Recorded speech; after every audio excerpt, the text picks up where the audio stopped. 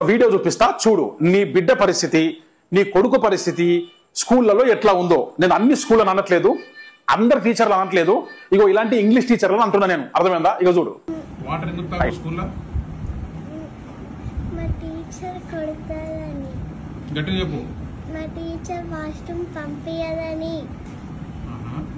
కొంచెము నువ్వు టీచర్ తెలియకుండా తాగొచ్చు కదా. తాగుతా.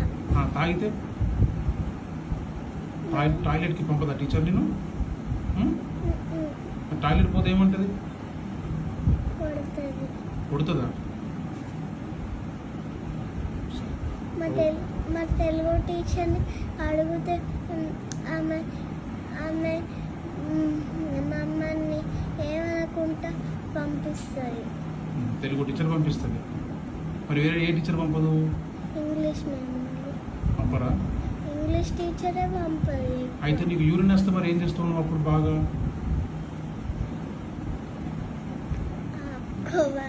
ఆపుకోవాలా? చూసినావు కదా. ఇప్పుడు పాయింట్ ఏంది, ఈ పాప యూరిన్ పోకుండా ఉండడానికి నీళ్లు తాగట్లేదు. నంబర్ 1. నంబర్ 2, యూరిన్ అడిగితే కొట్టడము. ఓకే, అంటే వాట్ ఈస్ దిస్ థింగ్? అసలు ఏం జరుగుతుంది మన స్కూళ్ళల్లో? మన ఆడపిల్లల ఆరోగ్యాలు, మన పిల్లల ఆరోగ్యాలు ఎట్లా ఉన్నాయి? నేను ఆడపిల్ల ఎందుకు అంటున్నా అంటే ఆడపిల్లలకి యూరిన్ ఇన్ఫెక్షన్స్ ఎక్కువ వస్తాయి కాబట్టి. అర్థమవుతుందా? రెండోది, మీ పిల్లలు ఎప్పుడైతే స్కూల్లో అమ్మ యూరిన్ ఆపుకుంటారో వాళ్ళకి ఎన్ని ప్రాబ్లమ్స్ వస్తాయి తెలుసా మీకు? వాళ్ళు ఎప్పుడైతే టైట్గా యూరిన్ ఆపుకుంటారో బ్లాడర్ అనేది, మూత్రపిండం అనేది టైట్గా డిస్టెండ్ అయిపోయి ఒక పాయింట్ ఆఫ్ టైంలో ఆ కండరాలు, దాని చుట్టుపక్కల కండరాలు అనేవి పనికి రాకుండా పోతాయి.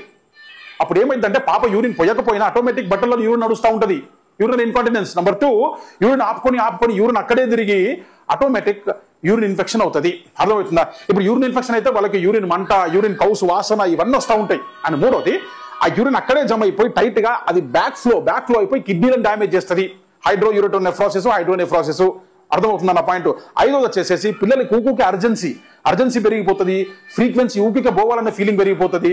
అండ్ లాస్ట్ వచ్చేసేసి పిల్లలు ఇండైరెక్ట్ గా ఎప్పుడైతే ఈ యూరిన్ పంపుతలేరు మా టీచర్లు అని చెప్పి నీళ్లు తాగరో ఆటోమేటిక్ నీళ్లు తాగకపోవడం వల్ల మూత్రం అంతా చిక్కగా ఎల్లో కలర్ అయ్యి అందులో రాళ్ళు ఫామ్ అవుతాయి, కాల్షియం అంతా జమ అయిపోయి కాల్షియం స్టోన్స్ ఫామ్ అవుతాయి. ఇన్ని కష్టాలు ఉన్నాయి. కానీ మన స్కూళ్ళలో మాత్రం మన టీచర్లు, అందరు కాదు కొంతమంది, యూరిన్ కి పంపరు, నీళ్లు తాగనియ్యరు. దీనికి సొల్యూషన్ ఏంటో తెలుసా? మీరు మాట్లాడండి మీ స్కూల్ యాజమాన్యంతో, వాటర్ బ్రేక్స్ ఎక్కువ పెట్టండి, టాయిలెట్ బ్రేక్స్ పెట్టా, పోనీ భయ పిల్లలు ఆడుకొని భయ. ఏమైంది నాకు అర్థం కాదు. మీరు చాలా మంది అంటారు సార్ పంపిస్తారు సార్, బయట పోయి ఆడుకొని వస్తారు, వాళ్ళు టైం పాస్ చేస్తారు. పోనీ కదా, మన పిల్లలే కదా, ఎంతసేపు పోతారు? మా అంటే ఒక 2 minutes 3 minutes పోతారు, పోనీయండి కదా. వాళ్ళ ఆరోగ్యం కంటే గొప్పదా? నాకు అర్థం కాదు. ఆరోగ్యమే మహాభాగ్యం కదా. ఆరోగ్యం ఫస్ట్ వస్తుంది చదువు కంటే. అర్థమైందా? ఉంటా. Thank you.